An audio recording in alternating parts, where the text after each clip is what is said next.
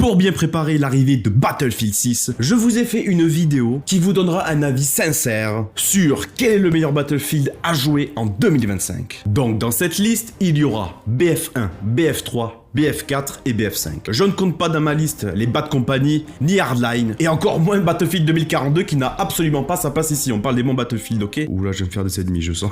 Donc j'essayerai de vous donner un avis le plus honnête possible, que ce soit leur plus grande qualité, mais aussi leurs défauts. Car le parfait n'existe pas. Le meilleur Battlefield resterait BF4 ou BF1. Ça dépend où vous situez, bien sûr.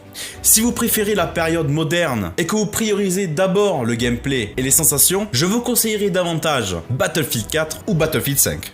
BF5 qui est style Deuxième Guerre mondiale, MP40, STG44. Donc si vous adorez ce genre d'armes-là, BF5 est fait pour vous. Mais si vous adorez les M4 et tout ça, BF4 sera plus fait pour vous. Mais par contre, si vous êtes un novice, que vous ne connaissez pas la licence Battlefield et que vous aimeriez vous initier, Battlefield 1 sans vous poser de questions.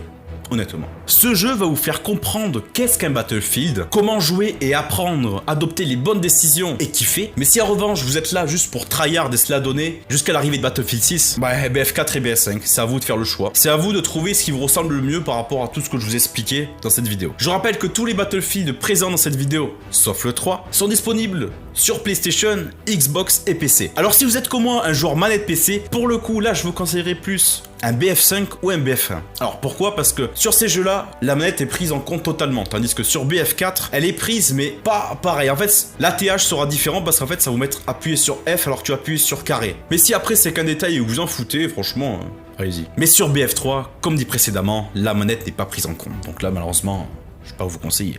Mais le mieux, ça reste quand même de jouer clavier-souris si t'es sur PC. Voilà.